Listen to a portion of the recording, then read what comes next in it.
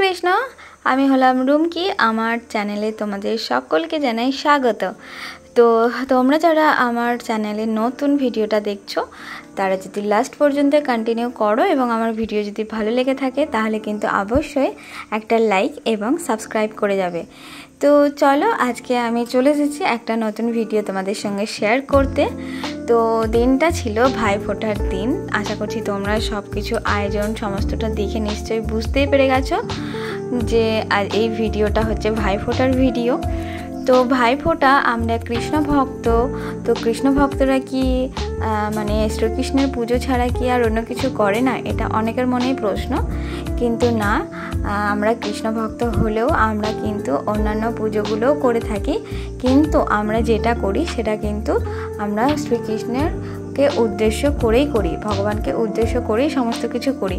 যেমন ধরো আজ হচ্ছে ভাইফোঁটা, তো এই ভাইফোঁটাটাও কিন্তু আমরা সমস্ত কিছু ভগবানকে উদ্দেশ্য করেই করেছি। আমাদের এই ভাইফোঁটার জন্য মানে যা কিছু আয়োজন, যা সমস্ত কিছু ছিল সবটাই কিন্তু আমরা আগে ভগবানকে অফার করেছি, তারপরে কিন্তু সব কিছু আয়োজন করেছি। যদি বলো, তোমরা নিশ্চয়ই দেখলে কিছুক্ষণ আগে যে আমাদের যা সমস্ত রান্না, ভাইফোঁটার যা সমস্ত আয়োজন সবটাই ভগবানকে অফার করা হয়েছিল, এমনকি ধান দুব্য সমস্তটাই কিন্তু ভগবানকে অফার করা হয়েছিল। তারপরে কিন্তু আমাদের এইরকমভাবেই আমরা সমস্ত কিছু অনুষ্ঠান করি। তো দেখো, এটা হচ্ছে আমার দিদির মেয়ে, মানে আমার বোনজি, আর এরা হলো তার দাদা ভাই আর একটা ভাইয়া, আর ওই যে ওটা হচ্ছে দাদু, মানে আমার বাবা।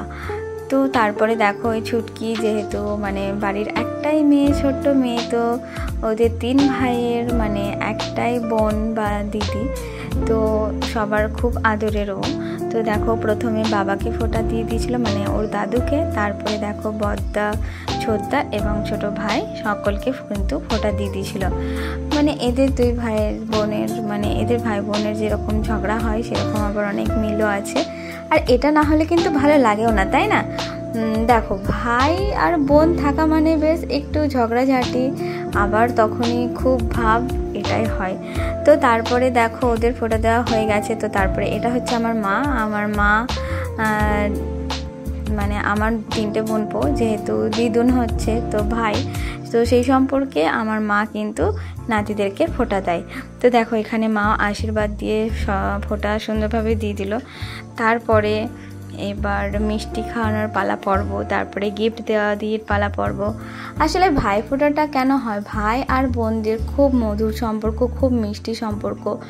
যমুনাও কিন্তু তার ভাই যমরাজকে কিন্তু এইরকমভাবেই ফোঁটা দিয়েছিল তার শুভ কামনা করার জন্যই। আর সেই তবে থেকেই কিন্তু আমাদের ভাইফোঁটাটা প্রচলন শুরু হয়েছে।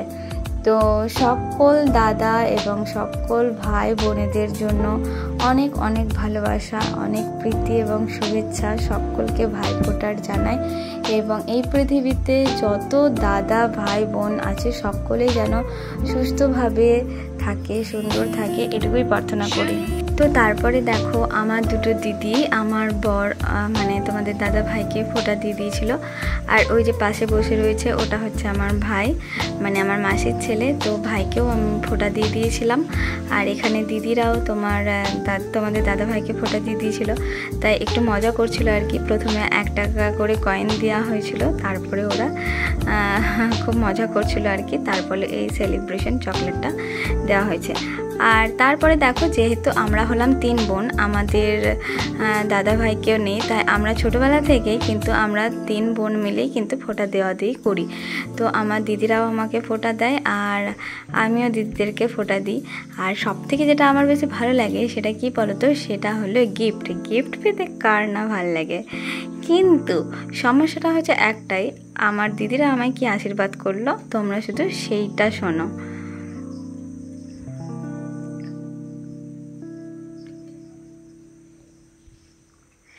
তো আমার দিদিরা আমাকে কিন্তু এই আশীর্বাদটাই করেছিল আর কি, তো তোমরা সেটা শোনো। সামনে বছর যেন একটা বুনবো কিংবা বুনজি দুটোর মধ্যে দেও ক্যান্সার যেন আসে। হ্যাঁ, খুব তাড়াতাড়ি না মাসিমণি বলে ডাকে, তার আসবে না। এই ব্যাস হয়ে গেছে। দাদা প্রণাম করি।